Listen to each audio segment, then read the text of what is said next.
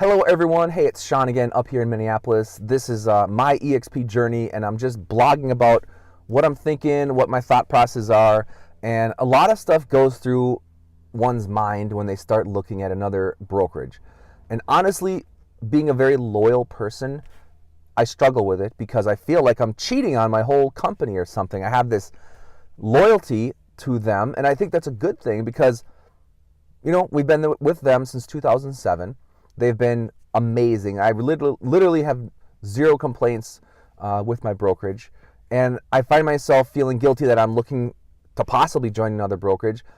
And I don't really have anyone to talk to about it because you don't want to put the word on the streets that you're, looking at other brokerages. In fact, I may not make these videos public until a little bit later if I do join. But so going back to that, should I feel guilty? Probably not. And here's why. Because number one, what I have to look out for is my family, my wife and I, my kids, and my business. So as a real estate agent, I think I've built the brand enough over the last 12 years with RE/MAX.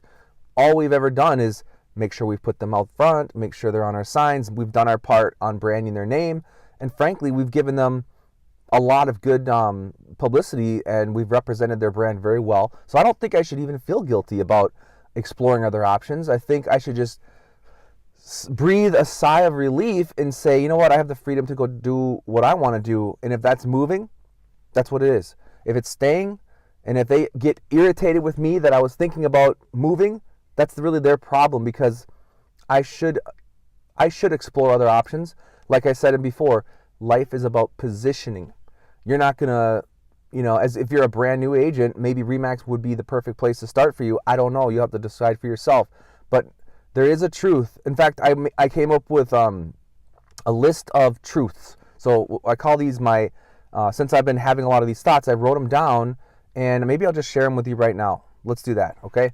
It'll be a little bit longer video, but I think if it helps you guys frame your thoughts, it'll be good. So I came up with these because I was just basically doing soul searching, and I wanted to see, why am I thinking these things? What is it about this brokerage that's making me look so hard? Okay, so here it is. Number one is the real estate industry is changing, and the big brokerages are the main targets. I feel that just being a part of it. I feel like the Zillows and the Redfins, everyone's giving away their commission. And a lot of the ways I think is they're not doing it right, I think, in many ways. And I know the Zillows of the world are just trying to make it some kind of online transaction. I think that's a train wreck, okay? But anyway, number two, the industry is aging. And so the average realtor is 53 years old, okay? And 63% of the agents are actually female. So there's tons of lady agents out there. And basically, I'm 40, right? And I know that the younger generations, the millennials, are coming into the real estate market. They are going to be shaping the industry, not the 53-year-olds, because they're probably going to be retiring. And we know there's a whole ton of agents that are in their 70s and 80s. So let's not have the mentality of the people that are actually phasing out. That's why I put that in there. I wanted everyone to kind of grasp that. Okay. Number three is this truth here. It's called real estate sales alone is a sales position. It's not a business. You're only as good as your last year in business. And I'll never forget this, is because when I was a younger agent, I was at an award ceremony sitting next to I think it was a platinum RE/MAX agent who got his award for being a platinum agent. This was like February. So you're talking about the year prior, he sold, he made over $500,000, and he was freaking out because it was already late February and he had not one pending sale. Okay. And I don't even know if he's in the business anymore, because honestly, I haven't seen him since.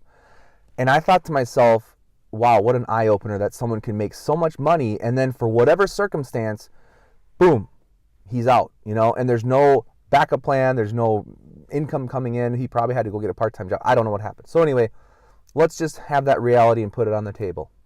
And like I say, real estate to me is kind of a street hustle, if you ask me. I love street hustle, but I'm looking for other ways to succeed, not just to have a street hustle, okay? Number four, with real estate alone, there is no exit strategy. Like I just mentioned, that guy, he was about 45 years old and he went from making 500K and he was starting his year off in a bad situation. And people that sell their business or that supposedly they have a book of business, I don't personally know anyone that's ever sold their book of business. Most people have to maintain it and they have to work those referrals, and it's not really a business. So if you have a business, you can sell it for a lot of money, or if it's an active business, you can actually step away and the income still comes in. That's what a business is. Number 5, what's missing to make real estate the ultimate career is steady income. Wouldn't we just love that if we could just get a base pay and collect $200,000, $500,000 worth of commissions a year? I mean, that would be amazing.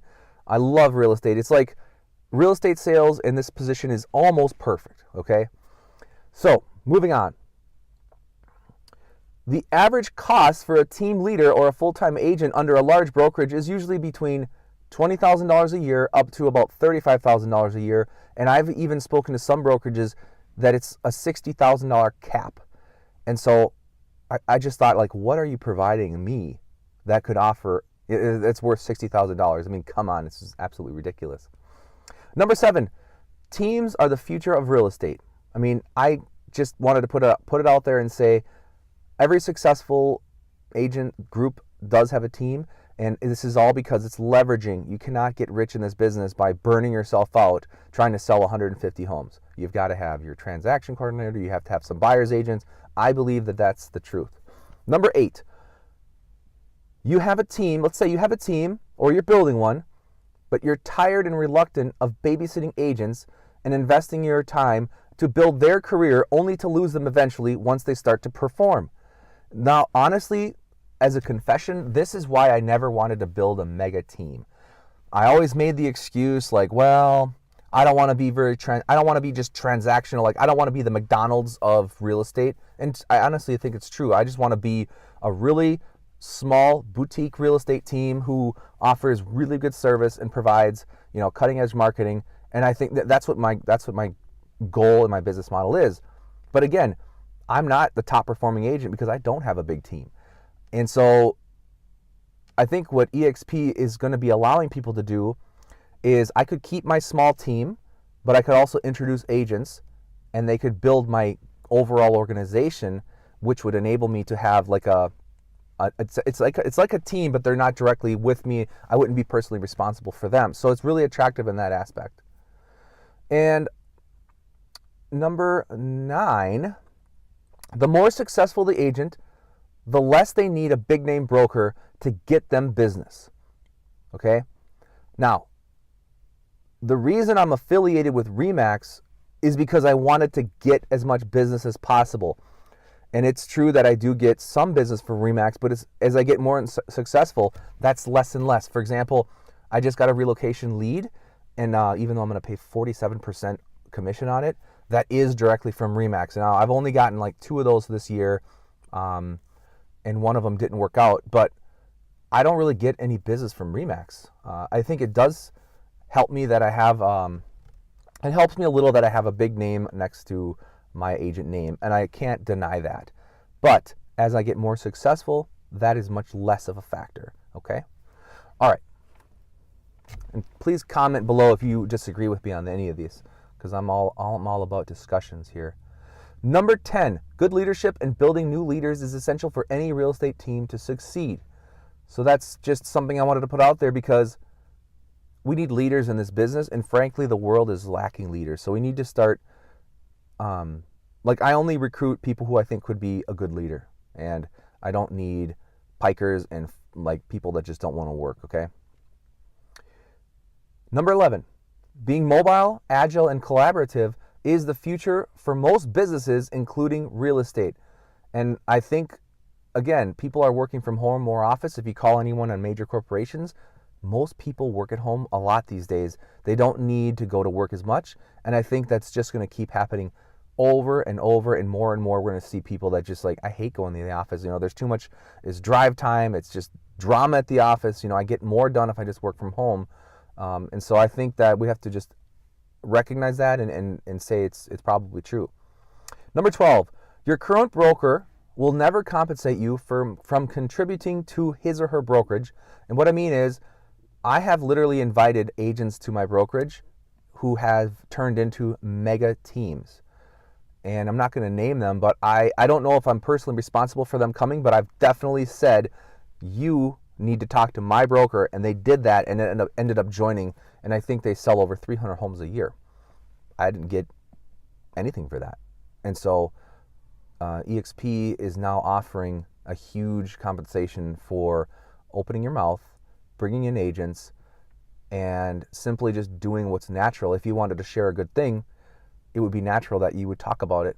And so these are my 12 truths. Point of this video is, you don't need to feel guilty about exploring options because it's your life. Life's about positioning, and if you're burying your head in the sand because you're too guilty or you feel too loyal to someone else, I think that's going to be a big mistake. So get out there, check it out, follow me on my EXP journey.